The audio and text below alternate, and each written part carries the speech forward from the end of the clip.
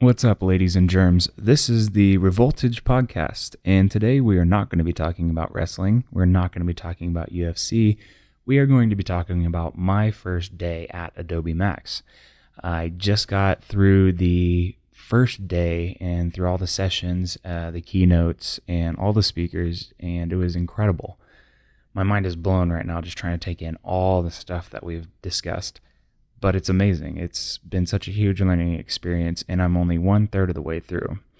My energy might be a little low here because I am very tired. It's 10 o'clock. I'm in a hotel room, and I just went hard all day, just taking in all the new cool stuff that Adobe is doing. But that's what we're going to talk about. So without further ado, let's start with the keynote. So the keynote is where they do all the big announcements. That's where they talk about all the new features coming out, all the new apps that they've got going on.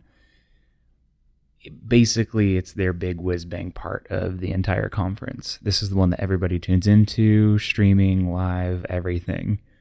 And they started by, let's see, let me look at my notes here. They said, they started really talking about Illustrator, I think was their first thing. And one of the interesting things that's coming out now is contextual menus, which is kind of cool because it reduces the clutter that we're looking at. So a good example is, do we always need to see the stroke option? Do we always need to see the fill option? What if we're not working with either of those? Or any number of things. So say you click a shape, and instead of giving you the type option always at the top, it'll give you the options that only apply to shapes. And then when you click the type option, all the shape options go away, and now you get the type stuff. So that's really nice because it's going to keep us from having to just stare at clutter. And the way I think one of the guys was describing it was saying that the interface feels kind of like a Boeing 747 cockpit at times. So they kind of refer to that feeling of, the super designer professional layout versus the very user friendly, and they're kind of splitting these up into different apps. So we're starting to see Adobe really split into this. These are for the professionals, these are for the people who have devoted their lives to the design.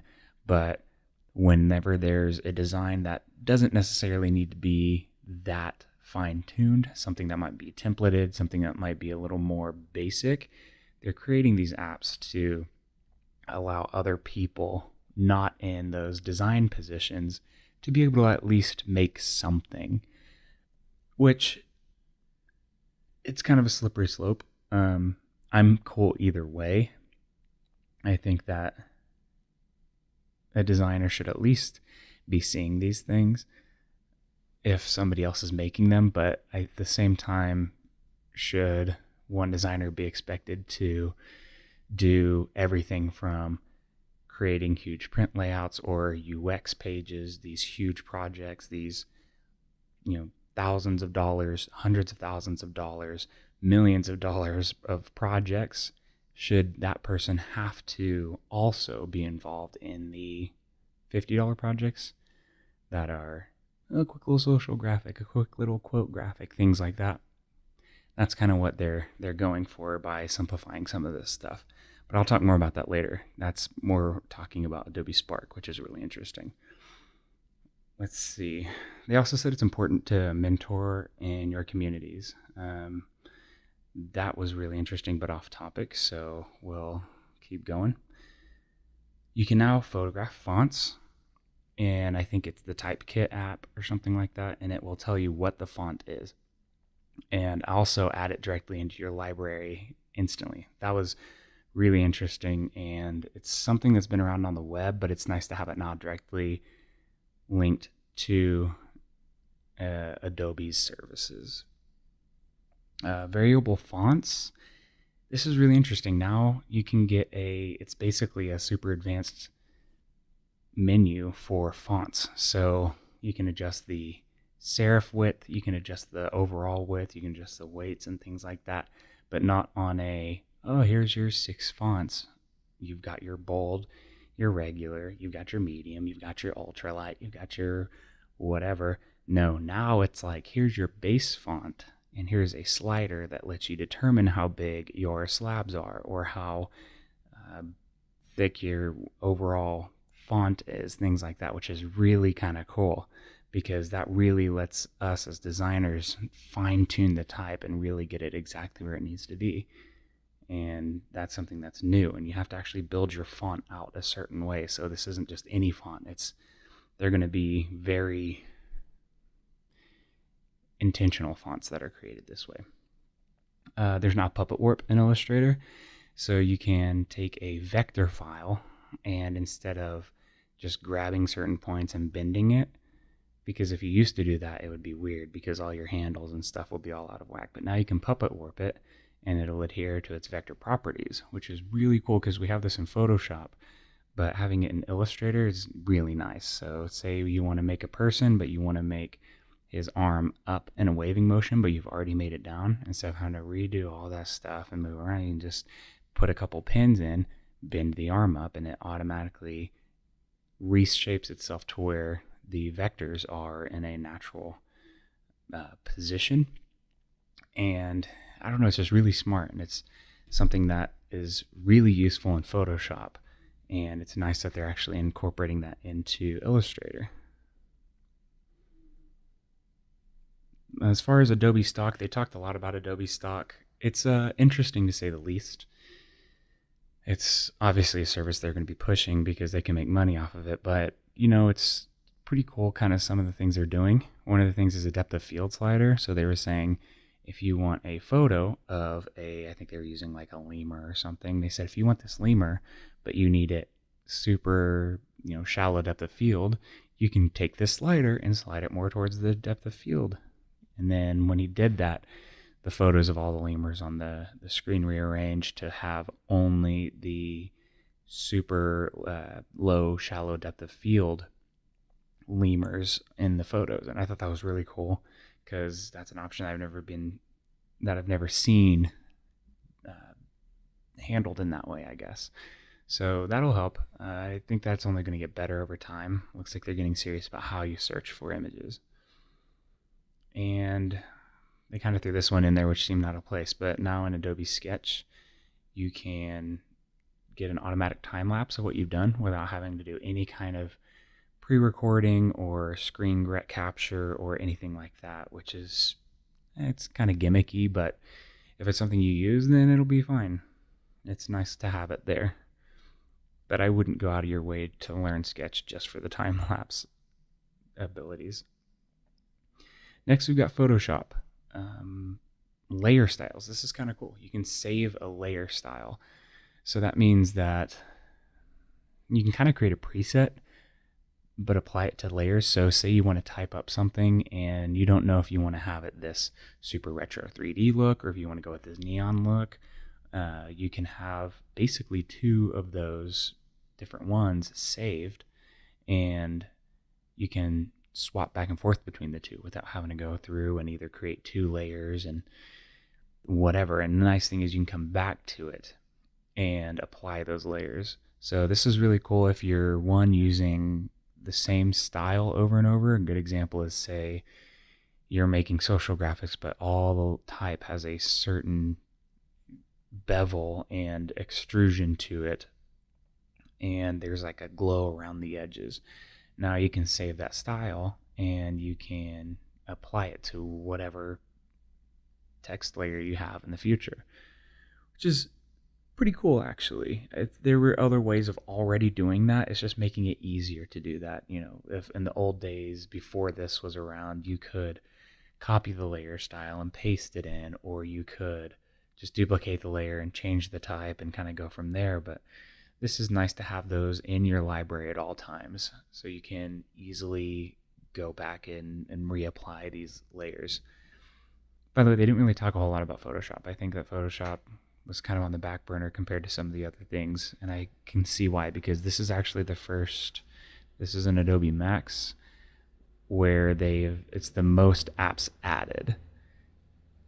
So another thing they added to Photoshop was the pen curve tool. So basically now in Photoshop you can have some smoothing within your pen tool. This is something that illustrators had, but they're now carrying over to Photoshop, which is nice because some of these screens are now becoming so accurate and so detail oriented that whenever you're drawing on them, it's picking up your shaky hand, or it's maybe you're trying to draw a more smooth curve and it's just not coming out the right way.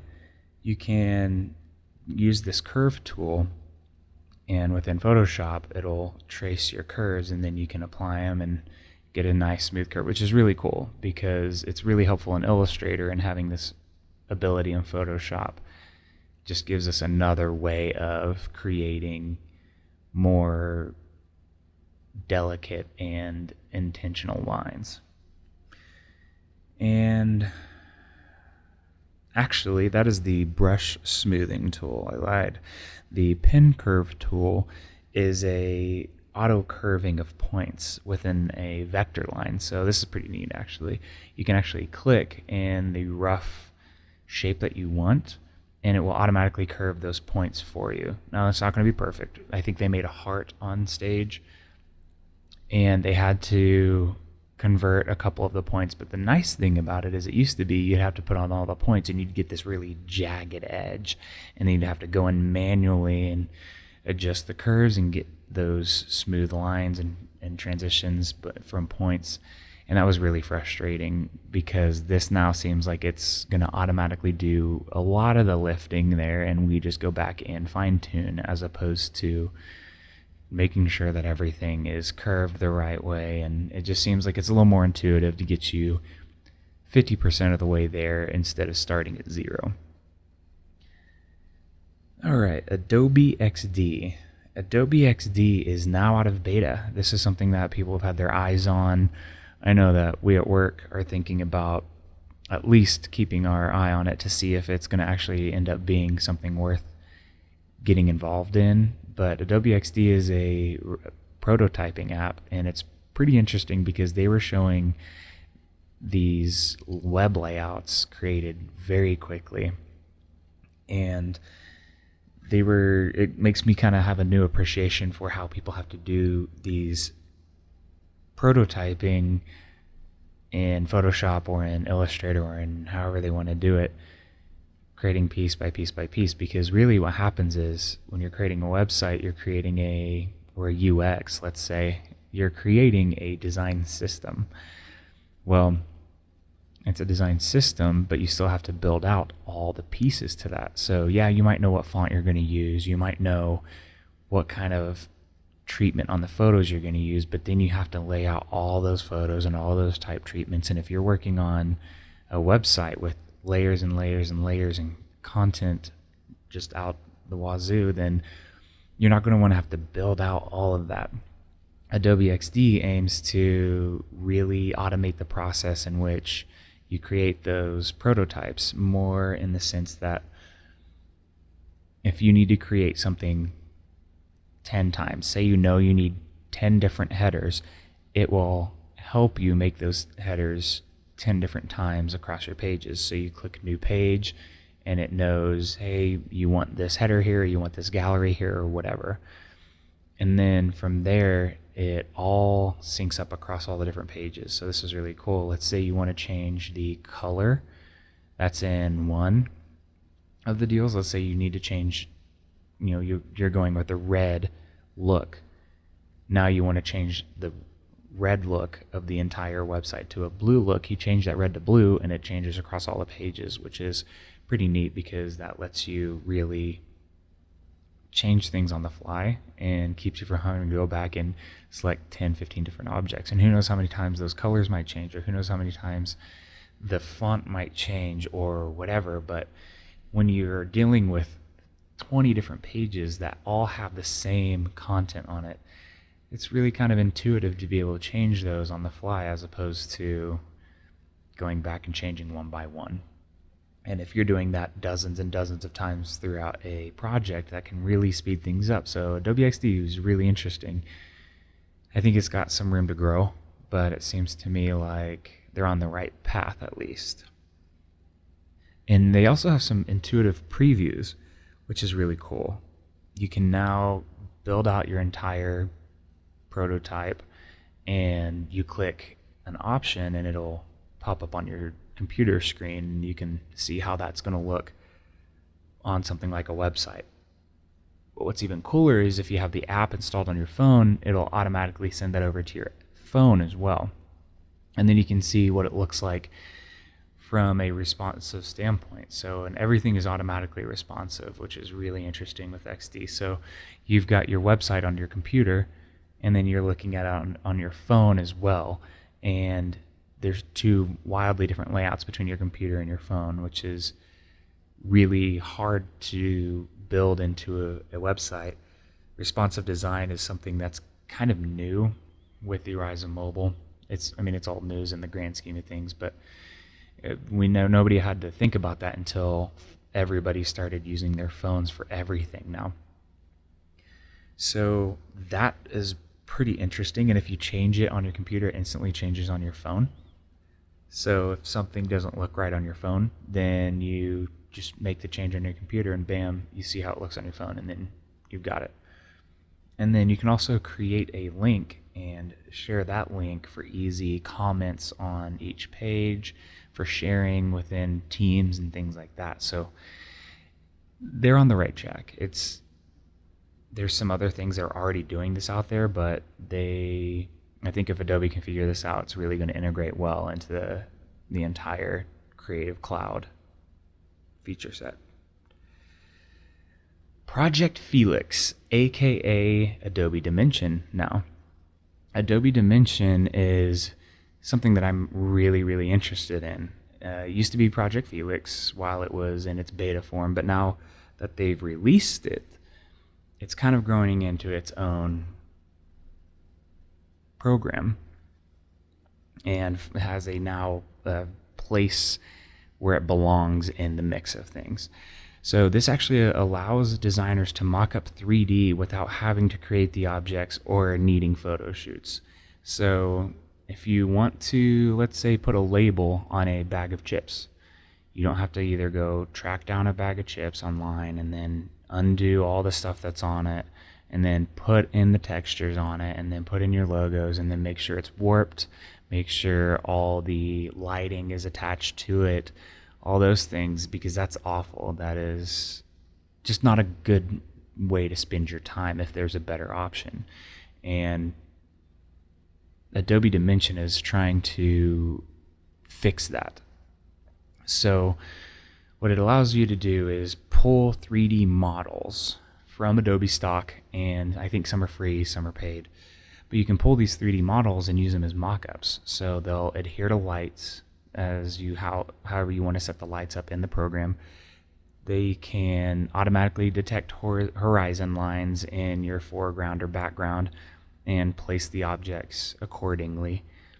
You can change the material. So let's say you have a glass jar and you want it to be plastic instead of glass. You just drag and drop a plastic material onto the jar.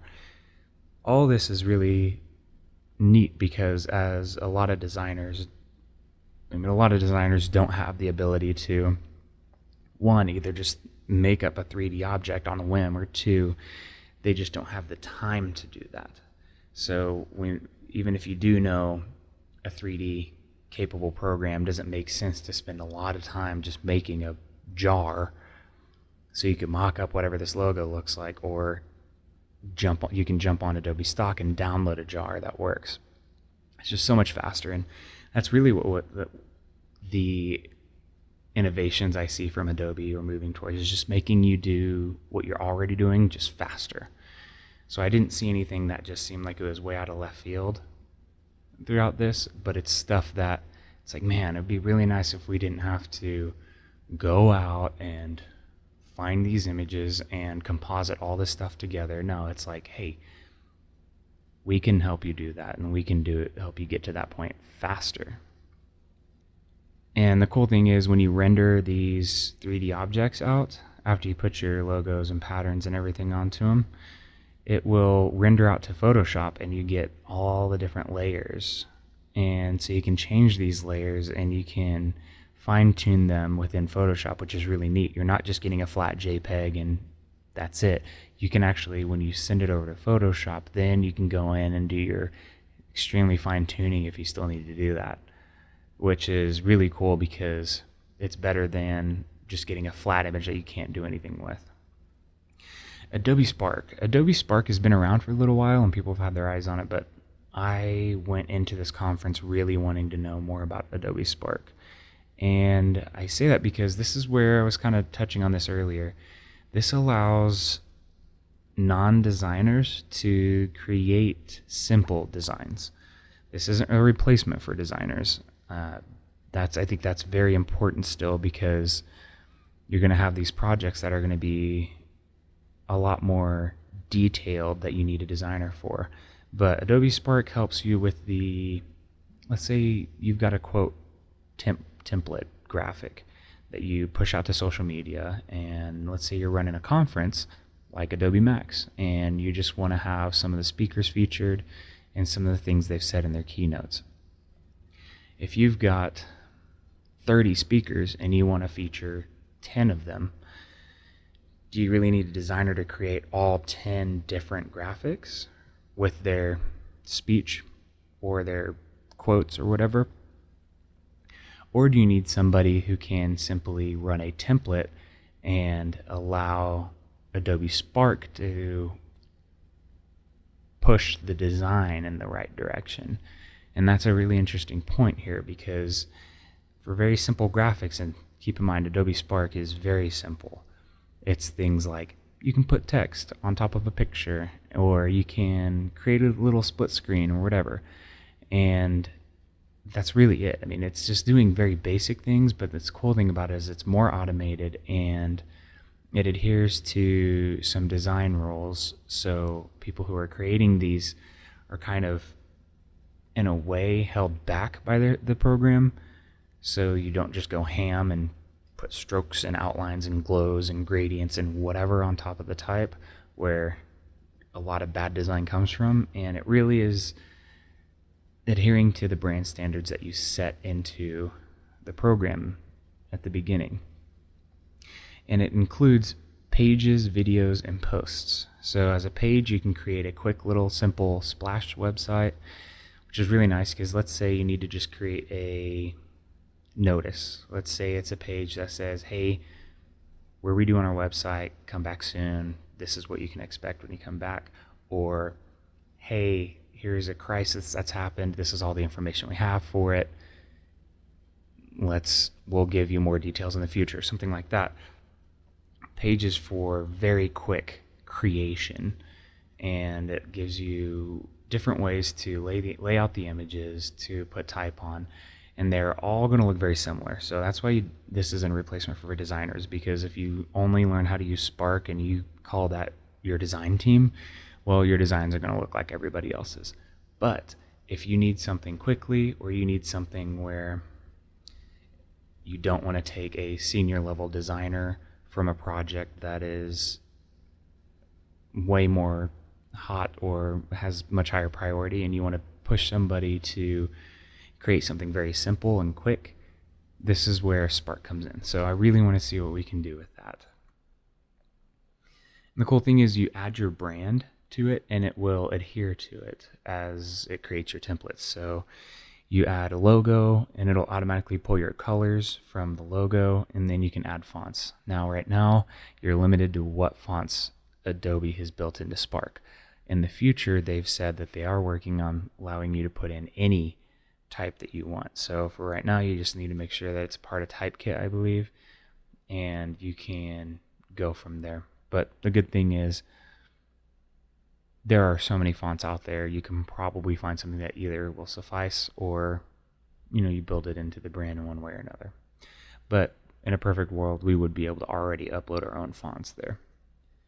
It's simple to use, and there are mobile apps. So let's say you're working at a conference and you don't have time to run back to your computer and throw all these things together. You can create it from your phone. Now, right now, there's no Android app, and they're very apologetic about that. They were saying, look, we're trying to get this out by the end of the year in beta form, but eventually we will bring Spark to Android. So you're going to have to kind of hang tight on the Android stuff, but it is coming sooner rather than later, hopefully. Lightroom had a big push, and I'm kind of split on it. Lightroom is something that I use almost daily, and it's a huge part of my workflow. Anything that I do with photography goes through Lightroom before it ever gets into Photoshop. So Lightroom literally touches every single photo that I work with. Now, they made a big deal out of it, saying, look, now everything syncs across all your devices. If it's on your phone, it's on your tablet, it's on your computer. And they talked about how great this is, but they never really said the biggest caveat, which in the back of my mind, I was like, how are they doing this? And after talking to some of the guys that are running the show here, they kind of confirmed my fear about this.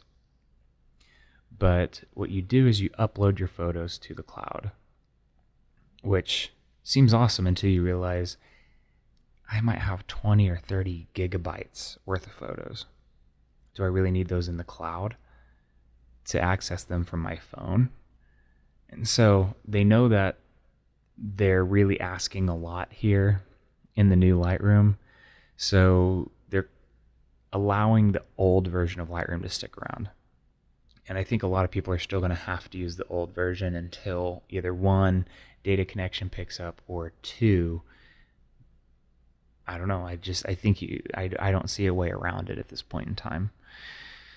So that's kind of frustrating, because I do wish there was a way for me to have my library across my computer at home and my laptop and my computer at work without having to import and redirect and copy and paste and all this stuff. Because if you've ever tried to move a Lightroom library from one computer to the next, it is a absolute nightmare, and it makes me only want to work from one computer and one computer only. But that's not realistic, especially when I'm having to edit photos while I'm at a conference like Adobe Max so I can send back to work.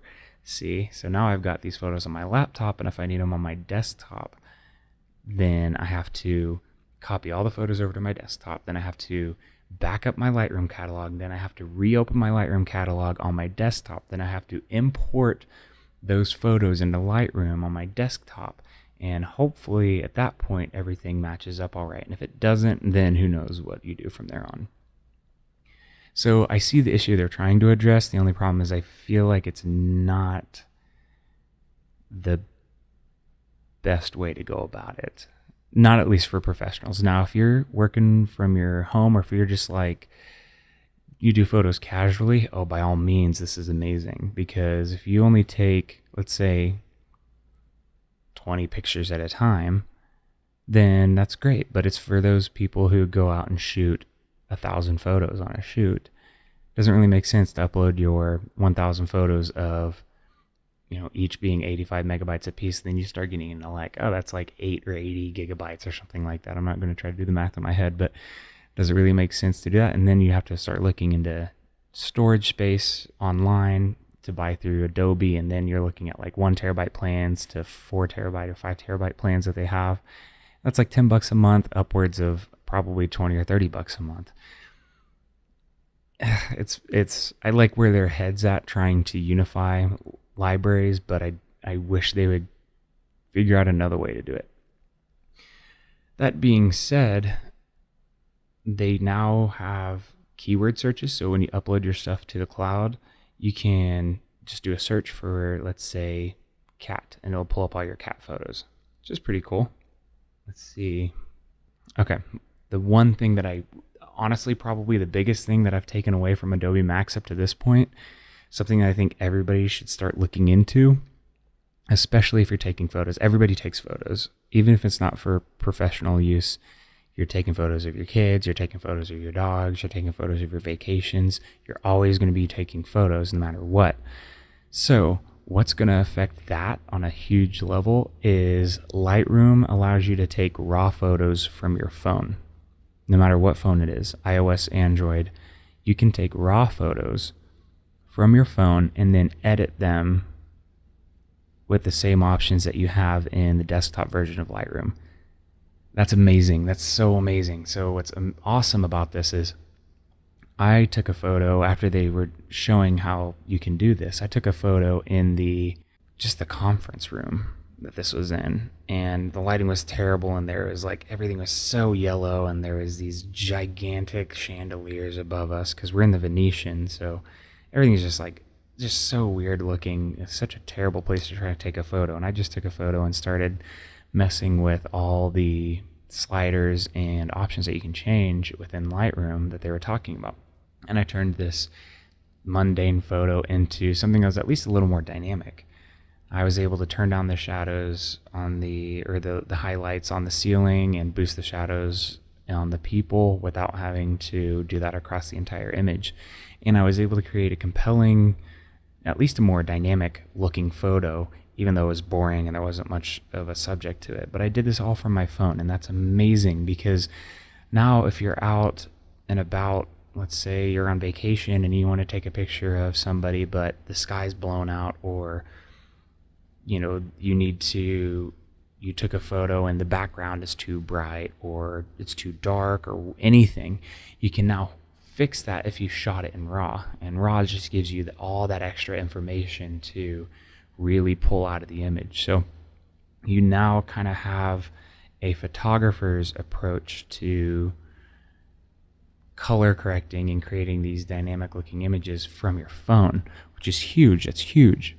And I really hope I can drive that home with you guys, is that if you can do this, and if you can learn how to use this app from your phone, you can learn how to use raw images from your phone, that'll help you so much in becoming a professional photographer if you buy a DSLR, let's say.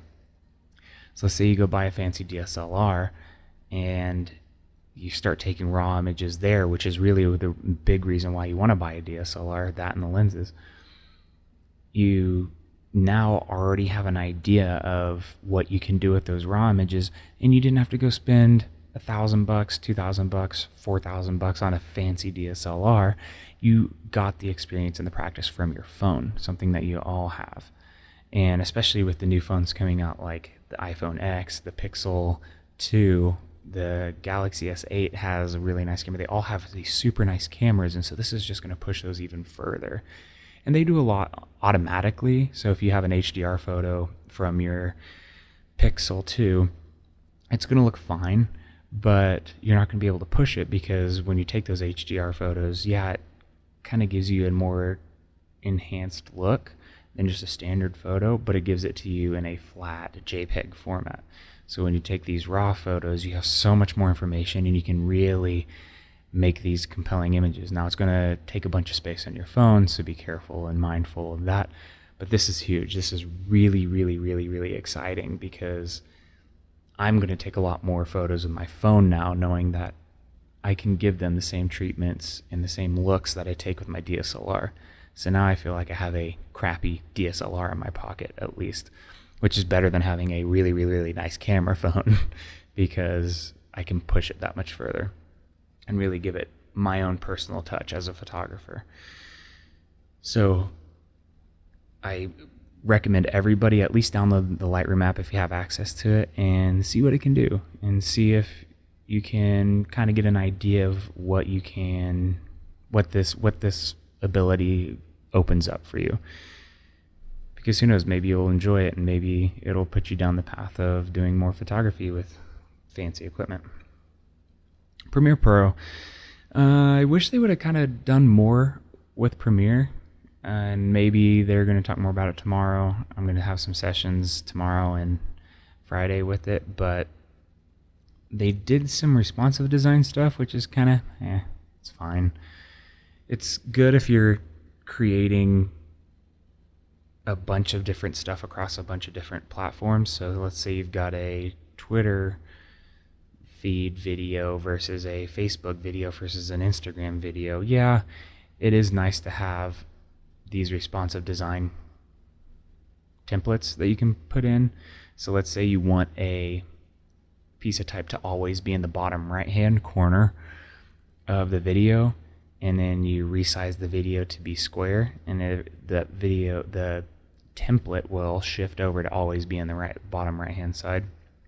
I mean, that's cool, but I think that it's kind of niche. I don't think everybody's creating all these different size videos for everything. In fact, it's really kind of convoluted to try to create all the different sizes for all the different things. If you can just create one size and call it good, that's probably best. But it's fine. It's good to have if you need it. I just don't think it's that much needed. You can now do motion graphics templates in Adobe stock. So the fun part about it is, and I can never remember the guy's name, but he's their best speaker because he's just crazy. He like sings on stage and like yells on stage and just gets really intense.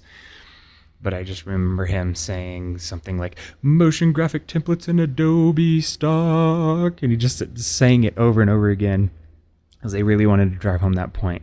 And it's pretty cool, actually. You can download motion graphic templates and use them in your video, so you can get a specific effect. And when you bring it in, this is kind of funny, I was sitting next to the guy that, I guess he was like a sales guy for Adobe or something like that, and he was like, yeah, I helped like work on this thing or whatever. And I was like, okay, that's interesting. Got to ask him some questions about it. But I said, if you have this Adobe stock motion graphic template, can you go in and tweak it? And he said, yeah, you can. Once you get it, you can make all the different tweaks to it. So even if it's not perfect, or even if you like an idea from something that you see, you can download that template and then change it to make it fit whatever your idea is. And I thought that was pretty cool, actually. And that's going to be nice because let's say you want something to kind of have like a grungy Fight Club look. You know that's the idea that you want in your head. And you know that there's stuff out there existing already. And you might have a time crunch and stuff, having to say, okay, I can't do this like I want to because there's way too many assets and I don't have the time or whatever. You can now go download a template that is maybe 75% of what you want, and then you can tweak it to get it to 100%. It's kind of cool, and it should speed up some stuff. Now, obviously, you're going to be paying Adobe for the stock and things like that, but I think some of them are free. But it's just nice to have those options. Again, this is a lot of what they were trying to do is say, look, we're trying to automate some stuff so you can get to your 100% faster. If we can do the first 50% of what you need, then we'll do that part for you, and then you take it the rest of the way. It felt like that was kind of the theme of everything that they were talking about today. And then they also had some cool VR stuff. And that was stuff like transitions in VR and flattening the type. That's under the immersive panel in Premiere. I mean, if you're doing VR stuff, it's cool, but not everybody's doing VR. And actually, a note on VR, it's kind of disheartening. They have some VR stuff out here, and I just don't see it catching on. There are a lot in the vendor room, there's a couple people trying to do some VR stuff, but I don't know. I think that VR is just so alienating and isolating that people aren't drawn to it. You put this thing on and you just kind of get taken into another world, which is cool, I think, in your own home, but in a public place, I don't know. It's just, I don't know how I feel about it. I love the idea of VR, but I don't love the idea of VR in public, which really makes it interesting and makes it really hard to figure out how VR fits in with everything. I love the idea of doing VR in my computer room at home, playing around, maybe even talking to my friends elsewhere in the state or in the country or in the world through VR, but I don't feel like sitting down in a chair in a crowded place with thousands of people around me with a VR headset on my head doing something. I don't know. Maybe it's just supposed to be a personal experience. I don't know. I don't know how I feel about it. I want VR to be successful, but I think we're still trying to figure out how it all fits into the grand scheme of things. And lastly, this was really something that kind of blew my mind a bit, probably more than anything I saw today besides the Lightroom RAW photos on your mobile. Adobe Sensei is artificial intelligence that Adobe's working on. And you're like, wait a minute. Artificial intelligence for creativity, like you can't do that, that's weird. And you could tell kind of like a quiet went over the crowd when they started talking about this, because you saw 12,000 designers all fear for their jobs at once. But rest easy. The way they describe it is Adobe Sensei amplifies human creativity and intelligence. So instead of replacing you, it really learns how you think and allows you to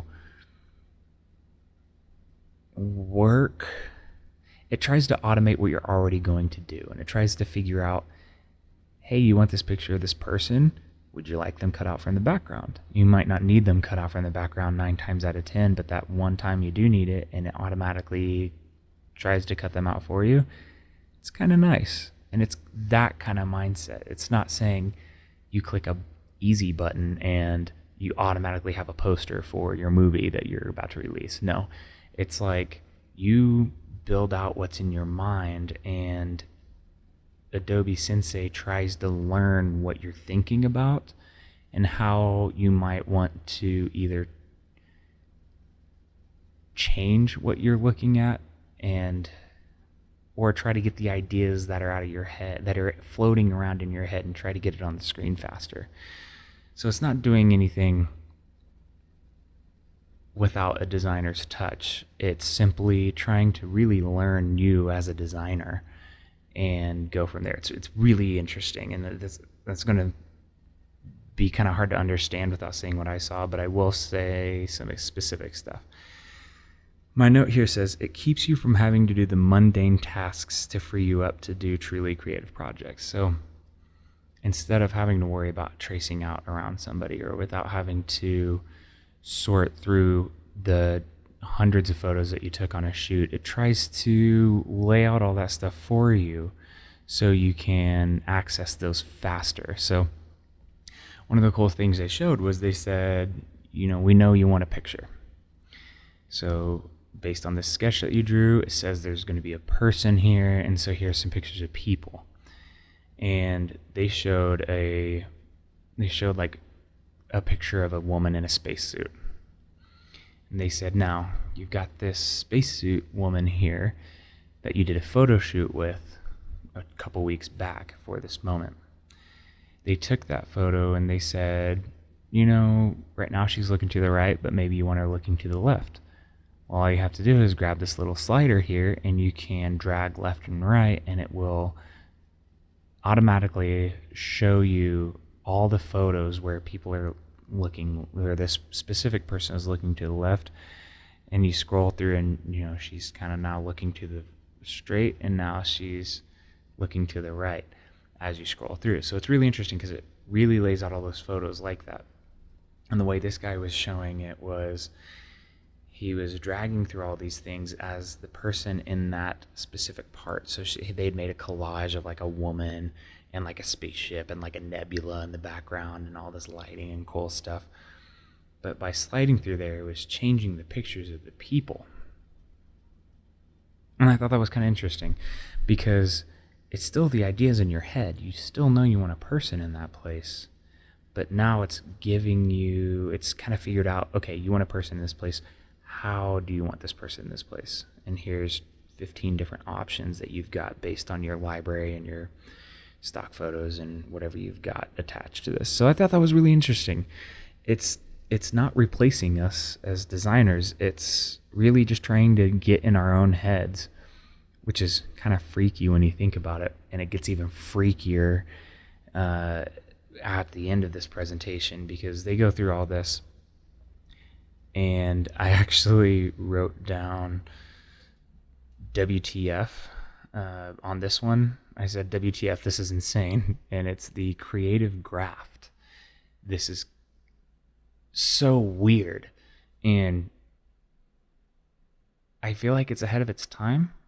And I kind of just sat back and just tried to comprehend what I just saw, because it's such a wildly different way of thinking when you approach design. Because when you do design, it's very linear, in the sense that, let's say I'm compositing a photo together of 10 different objects. You start from object 1 and you go to object 10, and It's not very easy to go back to object 1 when you've got 1 through 10 already in the image.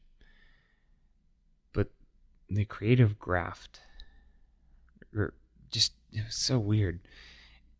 They pulled up a screen and it had all these bubbles and lines and stuff coming from it. And what it did was basically broke down your thought process and gave you options within your thought process.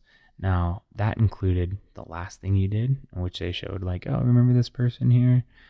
Like maybe it was like type or something. Like, remember this type? Now here's all these different versions of type that you can do that it's guessing that you might want to take on it. And they're like, hey, remember that time we were making that girl look through all the different pictures?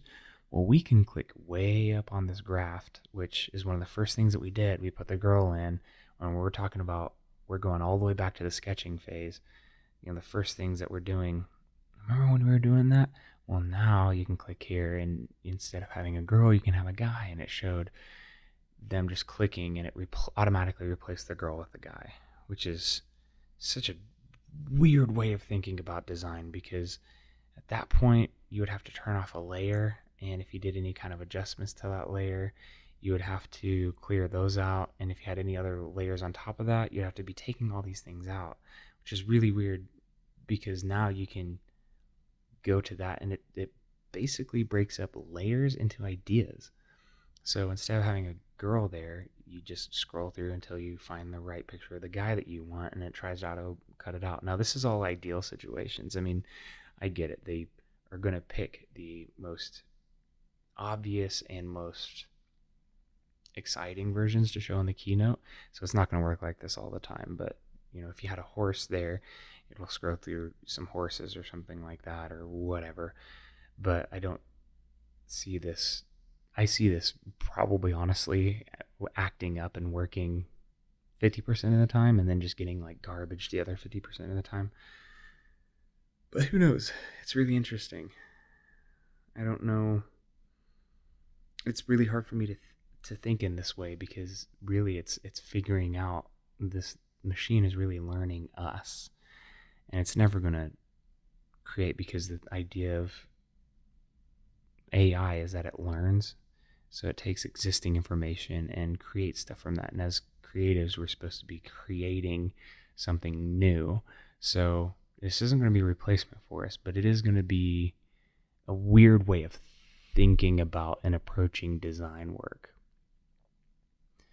I don't know. I'm really interested to see how they end up doing Sensei in the future. Another thing they showed with Sensei was they were like, hey, now that you've created this responsive website in Adobe XD and you want to create it on the mobile version, now we can auto-populate a mobile version with Adobe Sensei.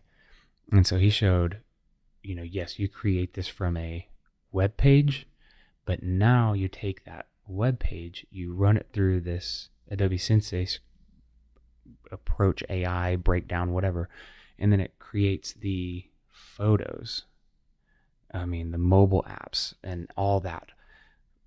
And then it like tells you what all the pages go to and how they all connect, and basically does wireframing for you automatically. And I thought that was really interesting, because even if it's not right, even if it is 50% right, you still have to go back and check everything, but it still just gets you somewhat there, I think. I don't know what I think about it all. It's just, AI is weird and it's new, and I think it's going to get better over time, but I have a feeling that this is going to probably, starting off, it'll be hit or miss, and probably miss more than it hits. But as time goes by and as it learns better and things like that and figures out more of what you're doing, then maybe it'll be more helpful. But I don't know. I'm skeptical, because it was so wildly fascinating when I was watching it. But I don't know. We'll see. Only time can really tell on that. And I think, let's see. I think that's everything from the keynotes. And I went to the Spark session and kind of covered what I already saw in the Spark session here. The only other thing was I went to a drone session, which was fine. It seemed like it was more a guy kind of patting himself on the back because of all the cool pictures he took, as opposed to being a little more informative. I know a lot of people kind of ended up walking out on that one, so I kind of felt bad for the guy, but he didn't really talk a whole lot about things that I didn't already know. So that was really probably the only letdown. But yeah, it's been amazing, and my brain is fried by taking in so much stuff today. So hopefully this kind of gives you guys a rundown, and if you guys have any questions for me, feel free to reach out and I can try to give you more information on the subject. I've got a lot of detailed notes from each of these things. And while I'm thinking about it, I'm looking actually at my notes for Lightroom. He showed the group just a random Photoshop trick. Apparently there's like a content aware scale, which is crazy if you haven't tried this, because basically what it does is it allows you to resize a photo without cropping. Think about that for a second. You resize the photo, but it doesn't crop. How does that happen? It's really weird. So basically what happens is while you're resizing it, everything on the image shifts around. So I think he showed an image of some surfers walking around on a beach or something like that. And while he was resizing it, like the background was changing in size. So everything was kind of getting squished a little bit. But the guys didn't get squished. It's so weird. It's so weird.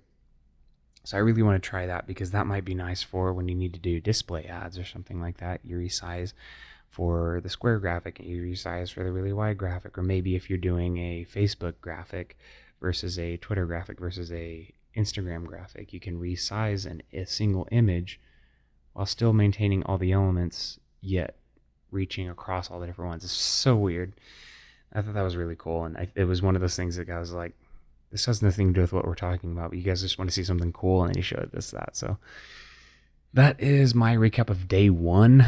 I'm super tired, so hopefully I can get some sleep and have a little more energy to do this for tomorrow. Maybe I might have to miss out on tomorrow because that's the big bash tomorrow, and I have a feeling I'm going to be getting in late. But definitely I will be doing at least one more of these, so you guys can kind of tune in and get my thoughts on it from the inside out. Hey, speaking of which, did you know that 68% of millennials find promotional products successful in marketing? There's a whole video that I had to do of that, and it's all stats. It's like 74 stats in 3 minutes, and it's all about how millennials love promotional products. That being said, as a millennial who was around promotional products all day, it's true, because I walked around the vendor room and got all the stuff that I could. Some of the things I was like, I didn't even look at who it was. I just wanted their stuff. So, very cool promotional products. My favorite one, though, had to be this pair of underwear for a creative brief company called Webdam or something like that, I think. And it was so funny because at first, when they screen printed it for me, the underwear had wet ink on it, so I couldn't just throw it in my bag because it would ruin what I stood in line for. But it was just so silly that I was walking around with underwear. I just kept holding on to them all day. And it was so funny because the conversations I had with people based on it, everybody's like, oh my gosh, where did you get that? Or somebody would just look at me with the underwear and be like, nice. You know, I'd be like, you eyeballing my underwear, bro? You know, it was just too funny not to just end up carrying them around. And it was a good conversation starter, and ended up making some friends through just because I had underwear in my hand. So that was definitely a really good promotional piece. Got people talking about it. People were asking me where I got it from, and I was pointing, the same place every time. It's over there on the backside by that wall. And yeah, that's a really good way to promote your brand, is underwear. Yeah. So maybe tomorrow they'll have like a bra or something I can screen print for myself. Who knows? But I think that's it. I am going to get some sleep now, but you guys are amazing. Thanks for listening, and y'all take care. Bye.